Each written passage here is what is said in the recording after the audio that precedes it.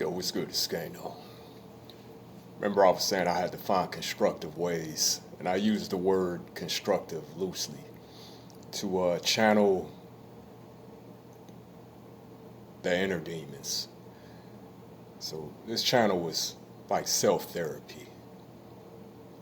Yeah. And all this time, y'all thought this channel actually had a purpose. But you ever had somebody close to you, man? I'm day one, so I'm talking about you go back. And it just seemed like they just can't get right. You know, ever since you known them, they just can't get right. And at some point, they begin to drag you down. You know what, man? I'm a good-hearted person. I like to believe I got a good heart, you know. But I am selfish, too. I must admit that. Because at the end of the day, I figured out a long time ago I have to look out for me. If I don't look out for me, who the hell will? And in the midst of trying to extend, you know, a lifeline, however you want to put it, people would drag you down, man. They would drag you down. You have to surround yourself with people who are like-minded on the same, you know, on the same thing you're on. In other words, matching your energy, matching your mentality. All that to say, you know, it's crazy when you find out, when you finally begin to realize that somebody that you know, thought was a road dog, a day one, however you want to put it, you come to find out they really resent you. I'm talking about somebody that every time you turn around, you're looking out for them. You know, if you got it, they got it. You know how that be. But when you're younger, you know, at least when I was younger, I tended to overlook a lot of things. Like I said, if I thought somebody was real, if they was genuine, I would embrace that person. You didn't have to have this or have that, you know. But like I said, so this individual, I finally had to just let go, you know, and I figured out a long time ago what they were on. But you know, sometimes you just give somebody, you know, just give them enough rope, give them enough room to expose themselves, where it's undeniable, unquestionable. But so like I said, the road dog, and ever since we was younger, man, dude was just a fuck up, you know. And I made my share of bad choices, but you ever had a friend that just can't get right, you know, like every time you turn around, they doing something that's detrimental to themselves or the people around them, you know. And they like I said, a day one, somebody you grew up with, and like a brother or sister. So you take them things, you know, 'cause sometimes that's how it is. You got people you know, you really deal with on a certain level that you overlook they flaws. We all flawed, right? But as you get older, it's like, okay, you know, as the Bible say, when, you know, as I became a man, I put away childish things. So it's like at some point, it's like, okay, what's up with you? You know, it's like, you know, we way past the stage of, you know, niggas got kids out here. Niggas is getting in their middle age. It's like you still spinning in circles. You're still crashing every other, you know, talking about loan money that you never get back, and so, or you never get it all back. You know, front work that you know what I'm saying, that never get, and it's like, okay, and sometimes you're gonna get straight, and another time, but most of the time it's like, damn, nigga, when you go, you know what I'm saying? But it's like, you know, and it's like I think people like this, they will use your friendship, man. You know what I'm saying?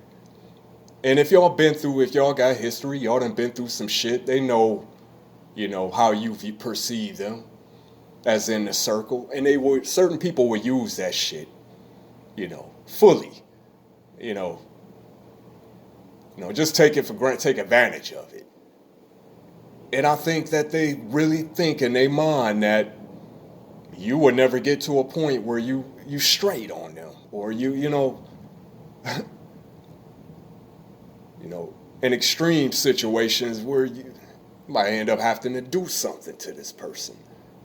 But never just about money, I'll just cut somebody off. But anyway, like I said, money lent is never repaid. Niggas that didn't get jammed up, get out, baby mamas don't fuck with them, they crashing at your shit. You know what I'm saying? Like a brother, man. Basically get a nigga a vehicle. And this ain't about, and I'm not trying to stand here and make, you know what I'm saying? It ain't about, because I do shit for people and never say nothing about it, man. The point, but certain people would just take shit for granted. They would just use you up if you let them. They would try to pull your card, man. Like you really won't take it there. Because, we go way back. Anyway. Basically gave a nigga a vehicle, on the low. So a little money up front. Never got the, I'ma hold this title. Nigga end up crashing the whip, smashing it. Next thing I know, now you running around with one of my old throwaways. Or somebody that I used to deal with, a female I used to deal with, but, it wasn't nothing serious. So it's like, I ain't tripping on that, even though I know what she on, because people be petty, and they would try to get at you in any way they can when they feel like, whatever they own, man. So now you running around, and it's like, okay, okay, so at some point, it's like, okay, look, man, when you gonna take care of me, man? I'm tired, you're fucking on my exes. Run that money, man, like real shit. Nigga, you act like woo, and all this shit we done been through and woo, and then they want to run that on you. You know what I'm saying? Like, come on, man, stall that out. Right is right. And it's like, I was seeing what it was, man. But it's something, like I said, man, I'm the type of person, overly loyal, too damn loyal. And that's what happens when you're too loyal to people. Loyalty will get you fucked over out here. It'll get you killed. It'll get you, you know what I'm saying? It'll have you in a bad way if you know what I'm saying? If that loyal is dedicated to the wrong people. And it's like, you know what? All right, I'm gonna have to chill on you, like, permanently. Because now we've entered, now it's a principle thing. It's a respect thing. The hell with, it ain't about money, it ain't about, none of that. It's like the principle. It's like, so, like, you're somebody's hand towel. You just there for their convenience, to wipe their hands and then go on about their business. And then, it's like, nah, I don't care how much history we have. Right is right, man. At some point, best friends can become your most hated enemies, man. Because when you let somebody in a circle, and like I said, man, if I deal with somebody on a certain level, man, that loyalty is unquestioned. And that can be a dangerous thing, that can be a dangerous thing. So it's there come a point where it's like, okay, I gotta cut you go, because I'm gonna be honest with you. Somebody that you have a personal relationship with, your friends, date, however you want to put it, siblings, when they do something to you, man, it hit different, man. When they screw you around, it hit different than somebody in the street. When it's somebody that's in the street, so to speak, it's just come down to, eye for an eye. principle. But when it's somebody that's close to you, it hit different. It's a respect thing. It's like I expect niggas in the streets to move however. But somebody when it's like somebody in your circle do it, man. That will make you want to do something to them. More so than a complete stranger. At least, in my experience. Cause it's like the audacity. You know what I'm saying? The audacity. You know. But loyalty comes with a price, man. I'm saying, and it's not always gonna be reciprocal. So I'm like, yeah, okay. This time I'm gonna have to let old buddy go before and it's like you see the true them. Nah, this nigga moving around like I did something to him, you know? And it's man, it really took me, it really blew me, man. It really blew me. And it's like this is why I say I don't want no new friends, Uh